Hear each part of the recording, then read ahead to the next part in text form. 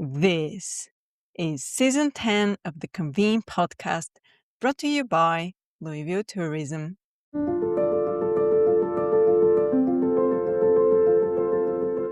Today I'm joined by Julie Holtgrave, Chief Operations and Event Officer at the American College of Lifestyle Medicine.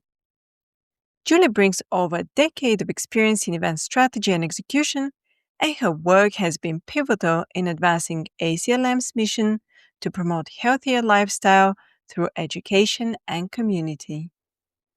In this episode, Julie shares how ACLM transformed its annual meeting by scaling hands-on culinary medicine classes into a dynamic general session experience for thousands of attendees. We talk about the challenges of creating interactive learning at scale, the power of plant-based menus, and practical tips for planners who want to design events that truly engage and inspire. We start now. Hi, Julie, and welcome to the Convene podcast. Thank you. I'm pleased to be here. Food is a core pillar of ACLM's annual conference, as is shared in our August issue. So for context, for those who have not read the article written by Michelle Russell, you shared that you wanted to find a way to bring the popular hands-on cooking classes out of the kitchen and into the general session space, creating a 2-hour culinary edutainment session, scaling it for the hundreds of people interested. Now that the 2025 event is behind you, can you tell us how it went? What surprised you most about the execution or the attendee feedback? It went well, but as any planner would tell you, not without its challenges. So from an attendee perspective, the feedback that I received was overwhelming.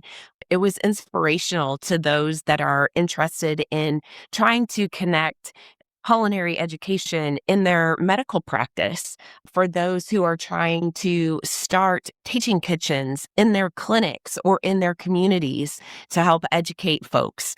So it was very inspiring, and it was very experiential. It was very different. We held it in the evening, so it was an opportunity for folks to learn in a different way and to be able to be educated, but have some laughs and have some fun as well.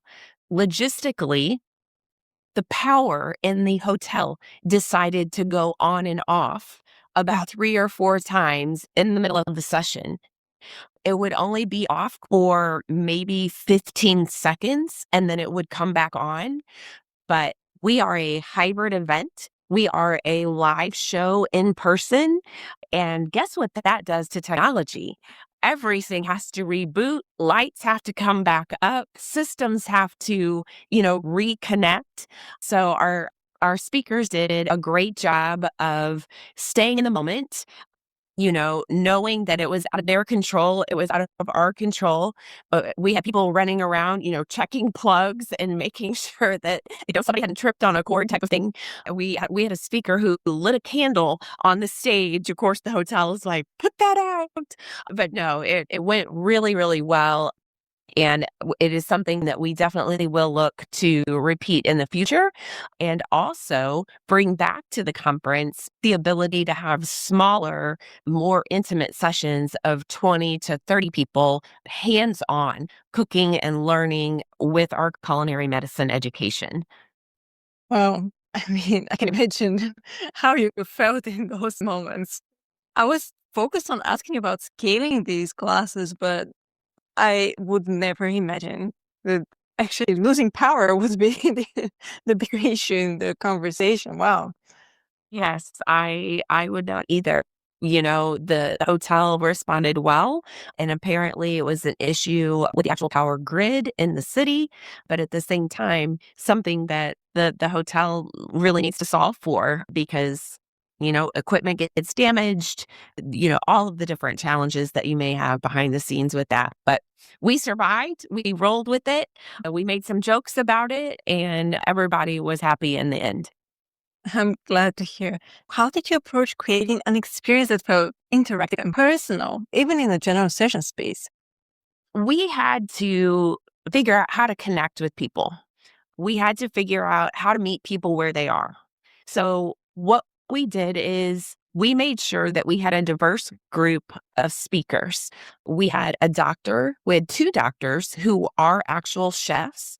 One is a creator of a free culinary medicine program for medical schools. We had two local folks to the Dallas area. One was a pediatrician, another was a registered dietitian.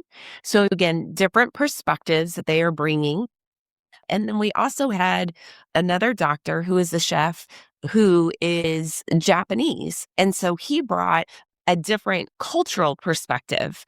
And through having all of those different speakers, we were able to, you know, like I said, meet people where they are, some of them more advanced, some of them just starting, some of them just learning about culinary medicine. And so we were able to address all of those different learning abilities or learning situations, if you will, and give them some hands on training how to do this. A bit of feedback that we received after the conference or after the session is that the recipes and the things that we demonstrated were simple. People felt empowered to go and try them at home. It wasn't so complicated that they didn't know where to shop for the ingredients, how to complete the recipes. They felt like they could get up and replicate them and go and do them. So that was something that we talked about in advance is, really, if this is going to be successful and people are going to learn and take this back, they need to be able to go back and do it themselves, much less teach a patient or someone else how to cook in this manner. So that was our approach, and it was received very well. They tasted them before that at dinner, correct? That's correct. So we had served a couple of lunches and dinners, session taking place, and the ingredients that we serve, or the recipes rather, that we served to them earlier on in the conference. So one of them was a chia seed pudding dessert. And we said, hey, did you try the dessert at dinner tonight? That's what we're making right now. And you could see and when they were able to see the recipes in front of them and learn how that was made, it's a little different too, replicating a recipe for 2,000 people versus a recipe for two people. So a little different process there, but we were able to matriculate those recipes so that they could experience it. And yes, I think that helped to connect a lot of dots as well because they were able to taste it. We did lean into the idea of trying to serve that meal live in the room at the same time. And unfortunately, I wasn't able to too many moving pieces and parts and space requirements and such. So we weren't able to do that. So we did the next best thing, which is we did serve them separately, and then we were able to talk about them during this session. That's wonderful. And did it change their perception of plant-based cuisine? I don't know how it couldn't change the perception of plant-based cuisine. We serve plant-based throughout our entire conference. That's all that we serve. And our goal is, even if you are not a plant-based eater, when you attend our functions, our meal functions, we want you to walk away and not realize you just ate an entirely plant-based meal. We want you to be satisfied. We want you to be full. We want you to think, wow, that was very flavorful. That was a fantastic meal. And oh, by the way, that was plant-based. And for someone who doesn't eat that way to say, are you kidding me? That was fantastic. And that is kind of the hook to get you to understand that plant-based eating doesn't need to be bland. It isn't all salad. It isn't all just tofu. There's a variety of foods that you can eat that are plant-based, that can be protein forward, that can be low carb, that are very satisfying. And for you to have an experience that opens your eyes to a healthier way to fuel your body, to be healthier overall, not just while you're at the conference. So really the conference is just a jump start to show you how it's done. And then when you go home, to encourage you to try those things and implement them into your everyday routine.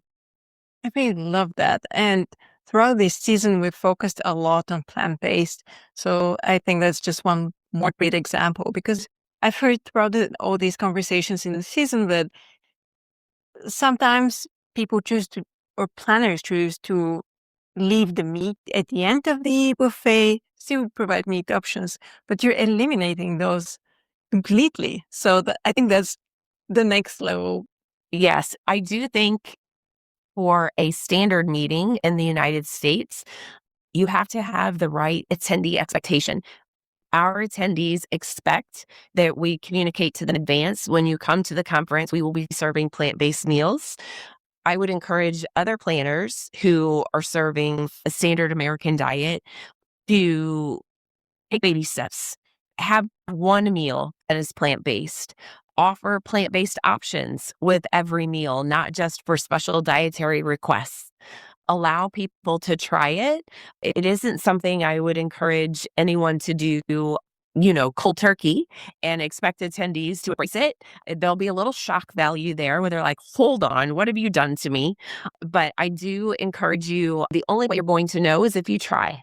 So offering it on the buffet, encouraging people and telling people why you're offering it. Hey, if you want to be fueled for the afternoon, you want to think clearly, you want to be energized, you want to be ready to go for the second half of our meetings for today, here's this option and this is why. Even I still continue to do that at our conference. We do that a couple of ways through electronic digital signage at the actual buffet lines so folks can see what they're eating. And then I do a printed placemat that will go, I'll put 3 or 4 on a table of 10 that explains the menu and the nutritional benefit of that menu, where their protein is coming from, the antioxidants, all of the different nutritional values, and how that's going to help sustain them through the rest of the day.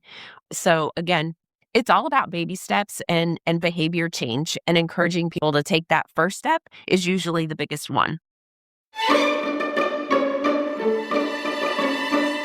A word from our sponsor. In Louisville, the most powerful moments don't happen at the podium. They happen around the table. Louisville's bourbon and culinary culture is built into the destination experience, helping planners create meetings with unforgettable moments guests actually talk about. From immersive tastings to chef-led storytelling, the F&B experience brings the city to life for attendees. Learn more at gotolouisville.com/meet. Now back to the program.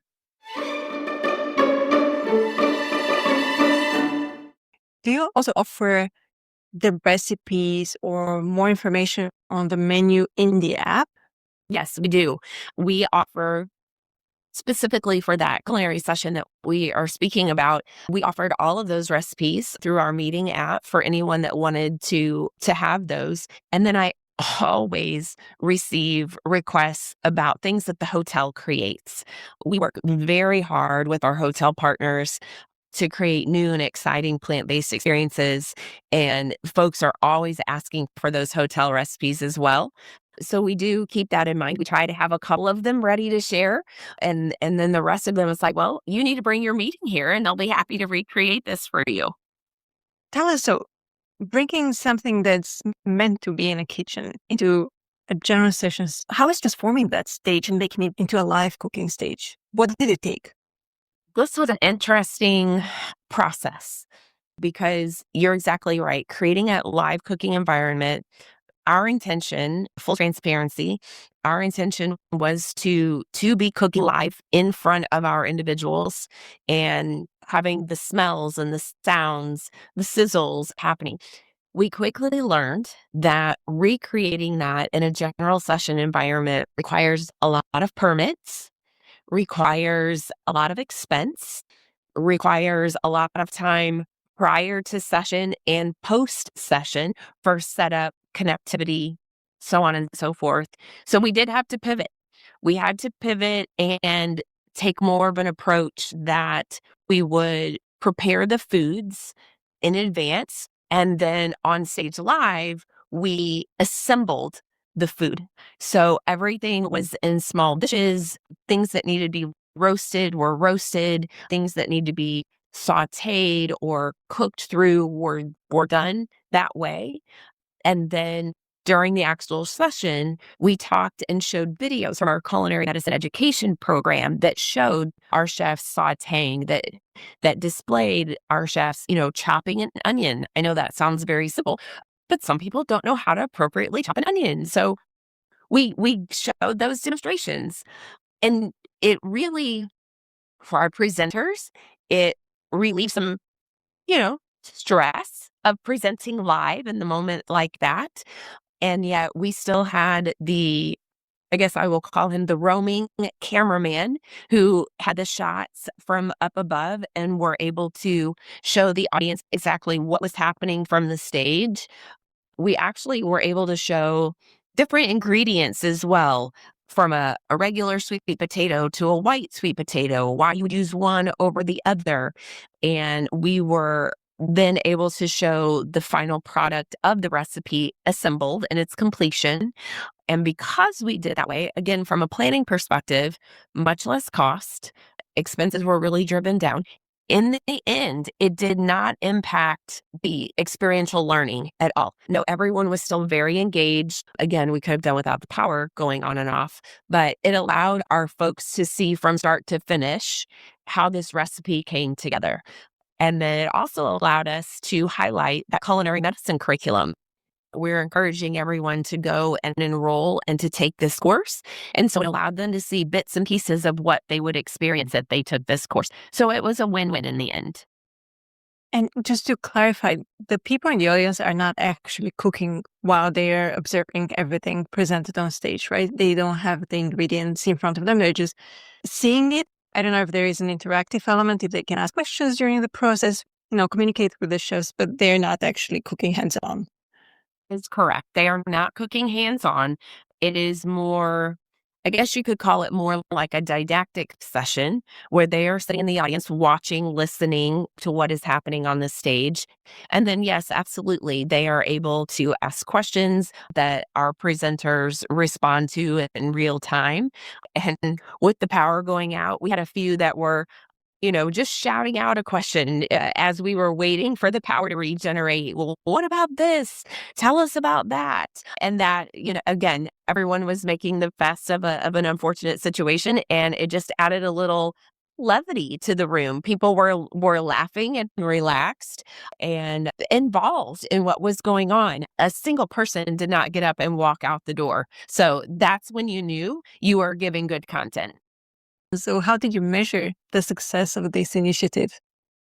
Our post-event surveys are still coming in. I did pull them before our conversation today because I wanted to kind of get a feel for what some of the feedback was. And it was a roaring success. Pieces of feedback that I received from the attendees are all saying inspirational. I didn't know this was possible. It was informative. I enjoyed kind of getting a sneak peek of what the culinary medicine education curriculum looks like. I'm trying to get my hospital system more involved in bringing plant-based foods to our hospital. Now I know the first step. Now I feel empowered to be able to go and say, we can do this. And I think too, one of the things that was most meaningful to me, our attendee base are primarily physicians or clinicians in the healthcare space. Many of them are looking for ways to connect with their patients. Their job is to heal and to make people healthier. We have chronic disease is an issue in our society today. And so giving them the tools that they have to be able to sit down with their patients and to help them learn how to eat healthier, how to prepare healthier meals, that's the end game here. And so for a physician to say in the post session comments, I now have the tools that I need to be able to speak one-on-one with my patient. Thank you. Thank you for giving this to us. And so that just tells me right there that we hit the bullseye on giving our attendees what they need. That sounds amazing. And really thinking of all the physicians that I've encountered in my personal life, it's so helpful to know that they're focused on food in general as a driver to better health. So congratulations on that. And how did this initiative reinforce ACLM's pillars of lifestyle medicine, particularly education and social connection, within the event experience and, of course, afterwards? This session really reinforced the pillars, our 6 pillars of lifestyle medicine. We elevated our education, we built that social connection, as you mentioned, all through shared experience. So when you have this cooking experience going on, you have people that are sitting in the audience watching, and they're leaning over to the person next to them going, "Did you see that? I've done this at home. Try it this way. I've purchased these ingredients. It works just the same." People are wanting to share or, lend a comment to their experience. And we saw that happening a lot. We saw a lot of, here's my card, call me. I'll tell you how I do it in my hospital system. So it's a shared experience, which creates organically that social connection. you know, we elevated that education by having leading experts who are already doing this. I mean, how many people do you know are physicians and also chefs? Who says I want to be a physician and a chef? I'm going to go get these 2 certifications or these 2 levels of education.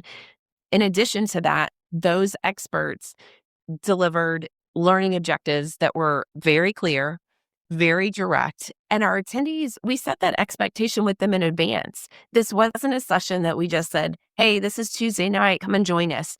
We really promoted and talked about what this was, why we were doing it, who needs to be in the room. And that's the thing. This was on a Tuesday night at 7:30 at night. Most people at the end of a conference day are like, "See you. I'm going back to my room. My learning sponge is full. I can take no more. I need a break." And we had a packed house. So I think communicating those education things in advance really helped draw the attendees there. Our presenters knocked it out of the park. It really exemplifies what ACLM is when you merge the education with the social connection. You have healthcare professionals modeling and teaching healthy behaviors. That's only going to benefit the patient.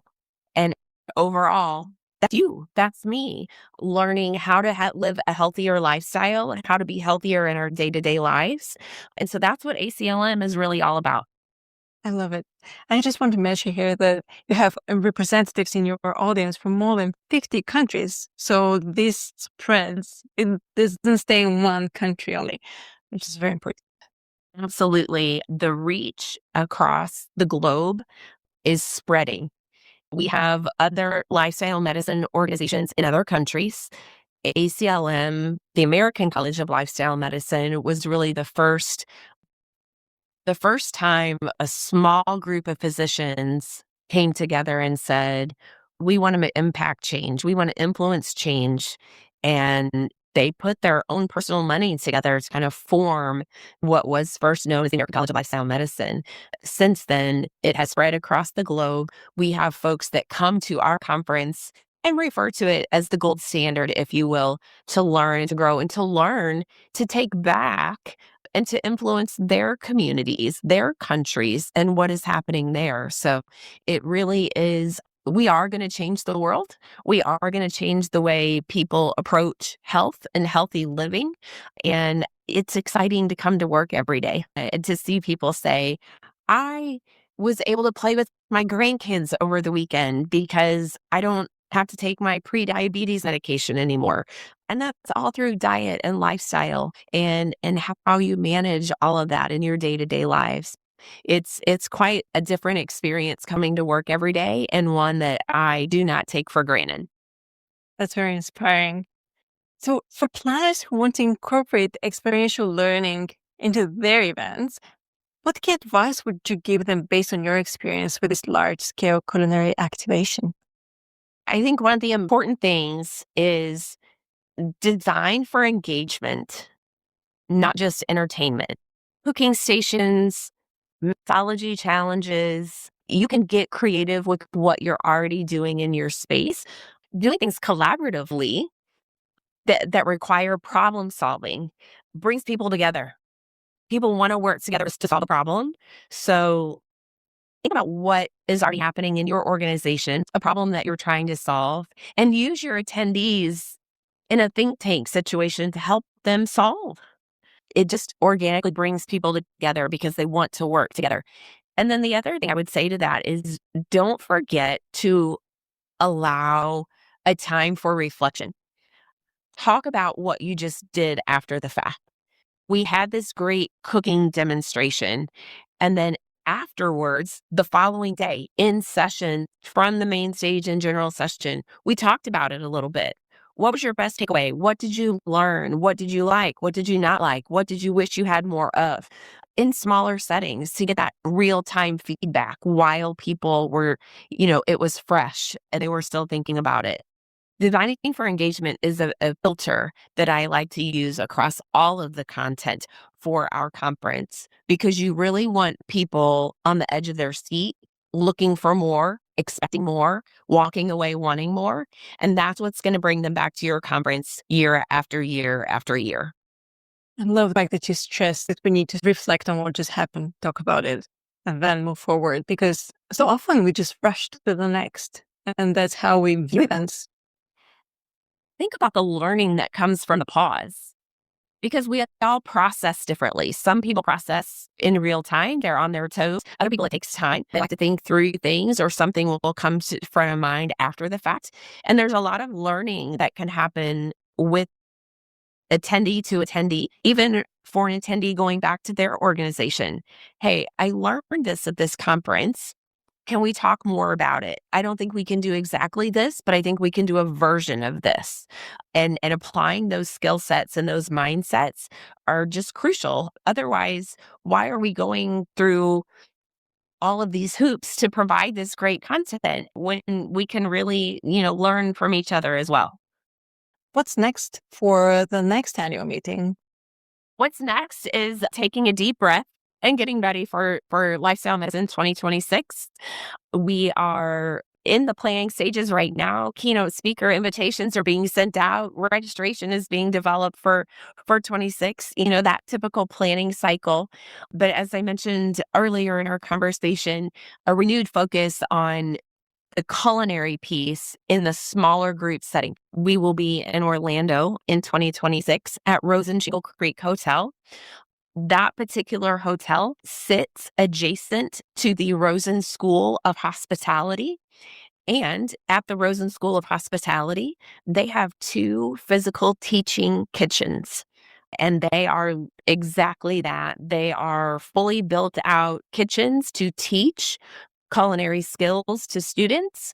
The hotel is gracious enough to work with us and allow us in those kitchens during our time in Orlando. So we are creating new culinary sessions to be able to utilize those kitchens in such a unique space and to be able to have our attendees come in and learn hands-on.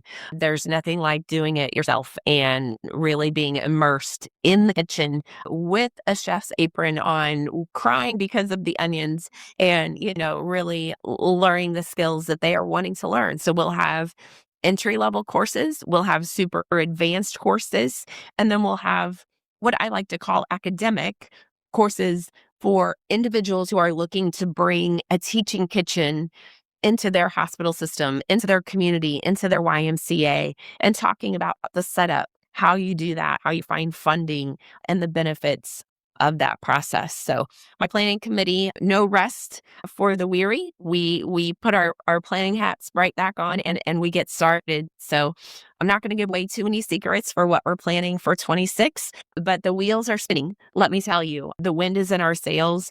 We have eclipsed 5,000 people. That's a combined in-person and virtual attendance. So the wind is in our sails and we're excited about what's to come. That's all exciting. We'll keep an eye and we'll be informing our audience. So that's for sure. Good. Thank you. Is there anything we didn't mention? We definitely should before we wrap up. I think my only takeaway is don't be afraid to try new things. Don't be intimidated that people won't like this or won't like that. Even if it's an afternoon break, start small. You can serve a healthy afternoon break that consists of, vegetable sticks and hummus, or a protein bite that is a granola and a peanut butter type thing. So don't be afraid to try new things as we continue to be innovative in the world of meeting planning. We had people that went before us that said, hey, let's try this. So don't be afraid to be that person. What a wonderful message to end our conversation. Thank you, Julie, so much for being on the podcast. Absolutely. I'm happy to be here.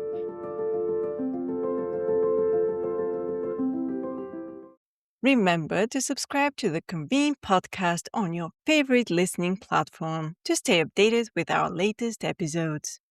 We want to thank our sponsor, Louisville Tourism. Learn more at go-to-louisville.com/meet. For further industry insights from the Convene team, head over to pcma.org/convene. My name is Maggie. Stay inspired, keep inspiring, and until next time.